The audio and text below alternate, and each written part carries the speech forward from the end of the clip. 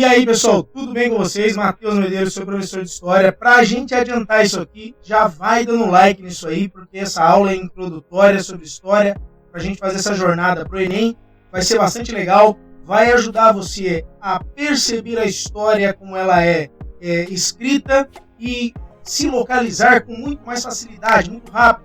Quando no momento da prova alguém disser para você assim, ó, aconteceu tal coisa em tal ano, você já, sei quando foi, que era, foi, que período foi da história, porque eles dividiram isso para facilitar a sua e a minha vida, certo? Não foi bem para isso, mas vamos lá, né?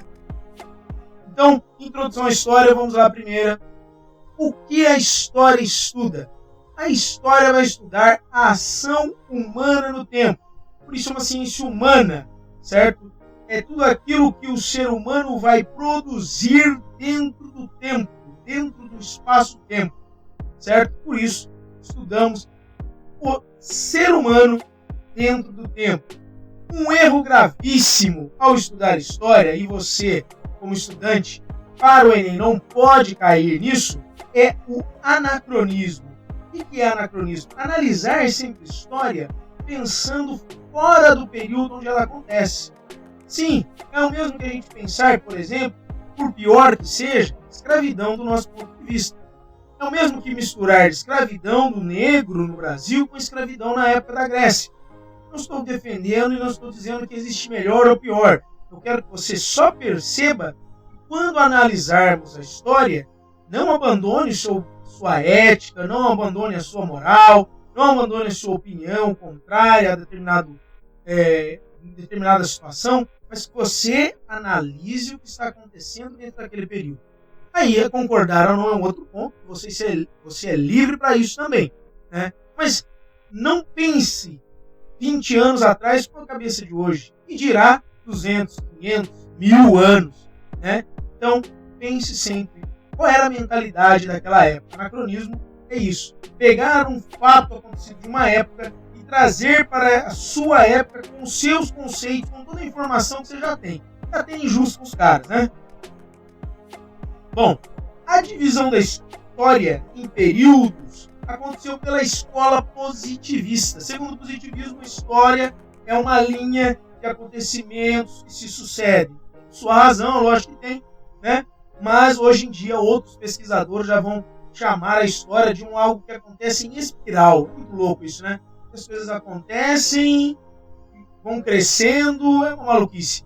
Mas para a gente entender por que tem essa linha do tempo, essa divisão da história em pré-história, história antiga, história moderna, ela começa com os positivistas, que tentam agregar à história a noção de ciência, né? Eles sistematizam o estudo, o que é muito válido, é muito interessante também para que a gente consiga absorver, perceber o tempo, para não cometermos aquele anacronismo que já foi falado. Então tem aqui a linha do tempo positivista, né? Tem a história do Homo sapiens, não vamos entrar nisso, mas a história começa então para o positivismo a partir da invenção da escrita, em 4.000 anos antes de Cristo, né? Por quê? Porque a escola positivista se concentrava na noção de que história é uma ciência, né?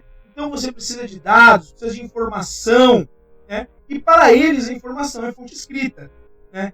Óbvio, pessoal, pense comigo, antes da escrita não existia ser humano? Sim. Ele não agia no tempo? Claro que sim. Então, o fato dele não escrever não faz, não necessariamente podemos dizer que não existia história, não existia ação humana no tempo, né? Mas os positivistas dividiram assim, né? Para a história, tudo aquilo que acontece antes da escrita. Hoje em dia, isso já é amplamente aceito. E antes da escrita, obviamente, existia história, existia registro, existia ação humana no tempo. Mas, para fins de estudo, concentre-se nessa situação. A história começa com a invenção da escrita, 4.000 anos antes de Cristo. E aí eles vão colocando marcos para a virada de eras e idades, né? Com a queda do Império Romano, em 476, começa então a Idade Média. Então, um outro período, uma quebra, né? Depois, em 1453, a queda de Constantinopla vai dar início à Idade Moderna. Olha só, Já estamos aí em 1400. Então, se acontece alguma coisa ali entre 1500, você sabe, Idade Moderna. Né? Opa, aconteceu ali em 500. Opa, Idade Média. Então, isso vai ajudando você a localizar um fato no tempo. Outro aqui, Revolução Francesa em 1789. A partir daí, nós temos a Idade Contemporânea. E só Deus sabe como será chamado o nosso período no futuro. Certo? É importante você entender que, obviamente, ninguém aperta um botãozinho, né? Olha lá, 1453 e começa a Idade Moderna. Isso, né, pessoal? Os requisitos para que a gente reconheça a Idade Moderna como sendo a Idade Moderna, eles começam antes, certo? Eles começam antes dessa data. É uma transformação, as coisas vão acontecendo num período de tempo até que chega, então, a queda de Constantinopla. E aí a gente põe um marco, mas é só um marco, as coisas já vinham acontecendo. A gente vai ver isso quando for estudar a Idade Média, né? E a Idade Média está acabando. O primeiro momento que nós vamos estudar é a pré-história. Segundo os estudos, já falei para vocês, é todo aquele período que vem antes da escrita. Depois disso, com a invenção da escrita, nós vamos estudar a Antiguidade. A Antiguidade que começa com a escrita lá então, né, que é o primeiro período que a gente localiza como histórico para os positivistas, lembre-se disso. E dentro disso nós vamos estudar o quê? Mesopotâmia, Egito, Pérsias, fenícios e hebreus, certo? E nós vamos dividir a Antiguidade, lembra aí, olha aí a data aí, a Antiguidade, começa com a invenção da escrita. Nós vamos dividir em dois blocos. Antiguidade Oriental, que vão conter esses povos que eu falei, Mesopotâmia, Pérsia, Egito, fenícios e hebreus. E vamos dividir também um outro bloco com a Antiguidade Ocidental, que tem Grécia, Macedônia e Roma, para compreensão, certo? Porque são povos importantes, são situações interessantes que vão fazer as idades se modificarem, então a gente vai estudar um bloco separado para ficar mais claro.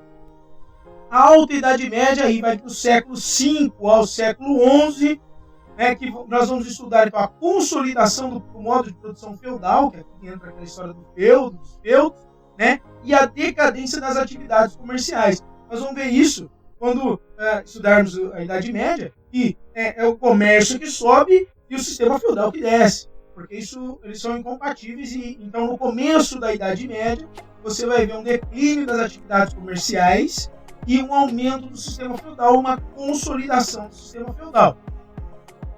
Depois, a Baixa Idade Média, quando esse sistema vai mudando, a recuperação das atividades econômicas, a gente vai ver por que essas atividades vão se recuperando, e a decadência, obviamente, do sistema feudal, certo?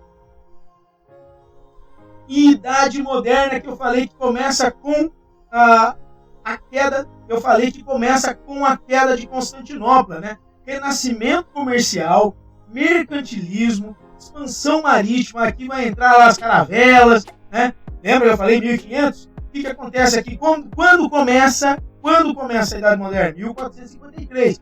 1500 foi quando o Pedro Álvares Cabral chegou, as terras depois chamaram Brasil. Então, quando que Pedro Álvares Cabral chegou aqui? Idade Moderna. Entendeu por que é importante dividir e compreender isso?